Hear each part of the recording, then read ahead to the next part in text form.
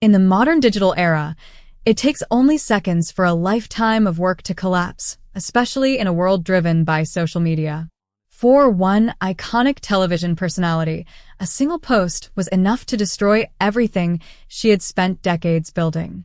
Roseanne Barr was one of the most recognizable faces on American television throughout the late 1980s and 1990s.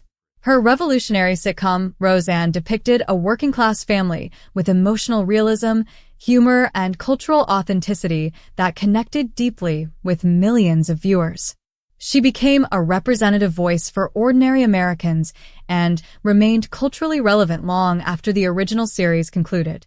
When news emerged in 2018 that the show would return for a 10th season, audiences were overjoyed.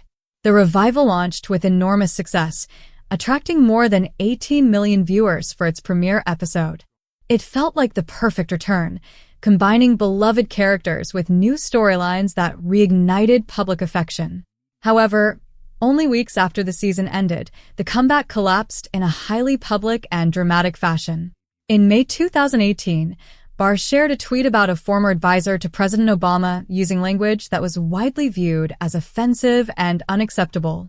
The response was immediate and intense, with fans, critics, and entertainers expressing outrage. ABC acted quickly, canceling the show within hours of the post spreading online. The network stated clearly that such behavior would not be tolerated, regardless of ratings or success. Barr later apologized, attributing the tweet to poor judgment and medication, but the consequences were already permanent. Her name was removed from the series, and a spin-off titled The Connors was created to continue without her involvement. The collapse was abrupt, dramatic, and entirely public. What made it especially shocking was the speed at which it happened. One of television's most beloved comedic figures went from primetime icon to cultural outcast in less than a day. Her story stands as a powerful reminder that in the digital age, a single moment can undo a legacy built over decades. The image of kindness can also be an illusion. Few television figures have been more closely associated with positivity and compassion than Ellen DeGeneres, the host of one of the most successful talk shows in history. Yet when rumors became headlines, the contrast between public image and private reality stunned millions.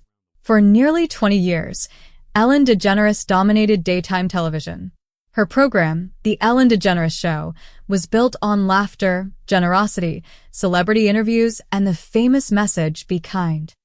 Stars eagerly appeared on her show, and audiences worldwide viewed her as a symbol of empathy and inclusion. She was not just a host, but a cultural figure.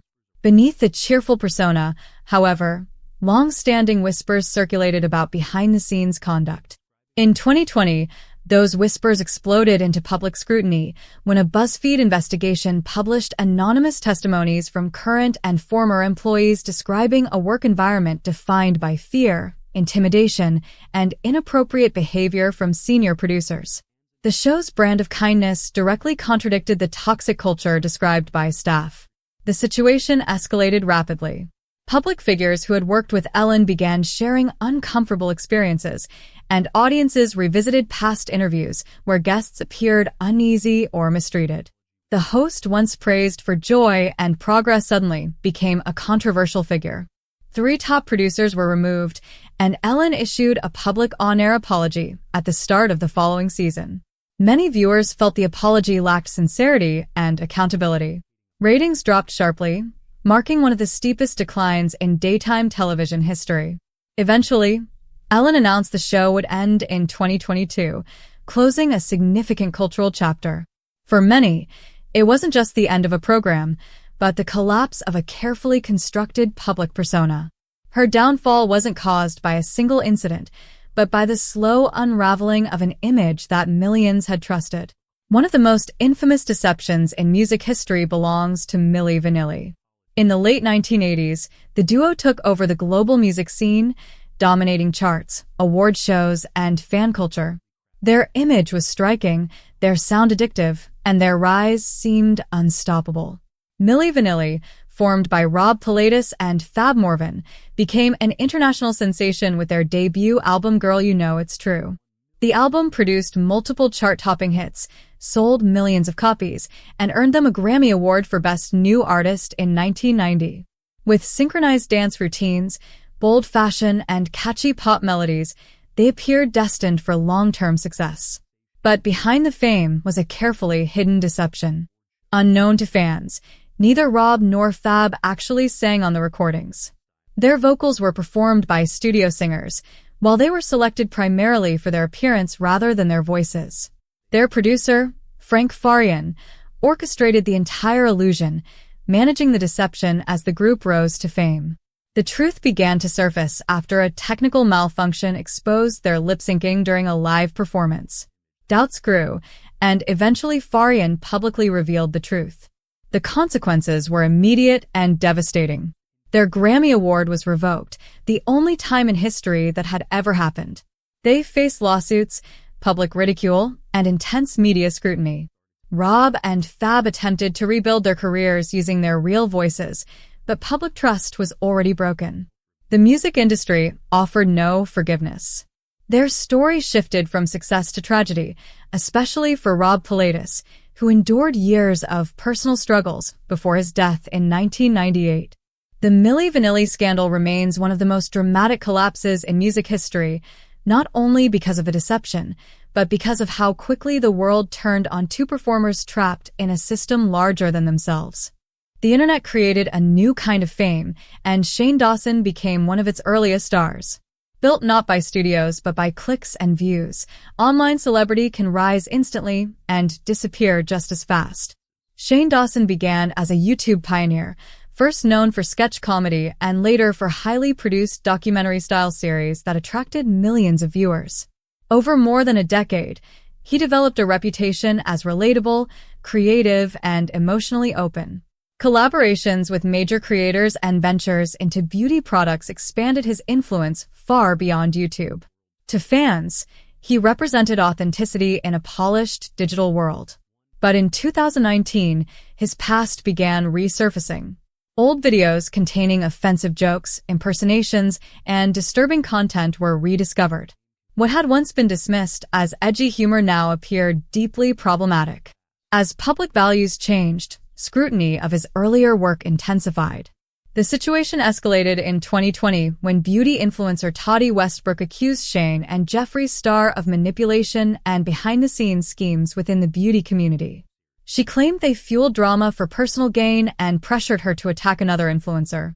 Shane responded with a chaotic livestream that many viewers found disturbing, appearing defensive and unstable rather than accountable. The backlash was immediate. YouTube demonetized his channels, retailers removed his products, and he lost millions of subscribers. The final blow came with a viral documentary by D'Angelo Wallace titled The Exact Moment Shane Dawson's Career Ended, which detailed his history and exposed contradictions between his image and his content. Since then, Shane has attempted occasional returns, but public interest and support have largely faded. What once looked like an unbreakable digital empire collapsed under the weight of past actions and present accountability, marking one of YouTube's most dramatic downfalls. Harvey Weinstein's story represents the darkest side of power in Hollywood. For years, he stood as one of the most influential figures in the film industry, shaping careers, controlling award seasons, and producing critically acclaimed films. He co-founded Miramax and later the Weinstein Company, backing major productions such as Shakespeare in Love, Pulp Fiction, and The King's Speech. His influence was immense, and countless artists credited him with their success. Yet behind the prestige was fear. Many in the industry were too intimidated to challenge him. In 2017, that silence ended. Investigations by the New York Times and the New Yorker exposed decades of alleged abuse. Dozens of women, including well-known actresses, accused Weinstein of predatory behavior that had long been an open secret in Hollywood. The revelations shocked the world and sparked the global #MeToo movement. As more voices spoke out, a pattern of coercion, silence, settlements, and institutional protection became clear. Weinstein was removed from his companies, expelled from organizations, and stripped of honors. Criminal trials followed, and in 2020, he was convicted on multiple charges and sentenced to more than 2 decades in prison. His downfall symbolized more than personal ruin. It marked the collapse of a system that had protected powerful individuals through silence and fear. Today, Harvey Weinstein is remembered not for his films, but for the movement his actions helped ignite. From Oscar power broker to disgraced outcast, his story represents the end of an era where influence shielded abuse.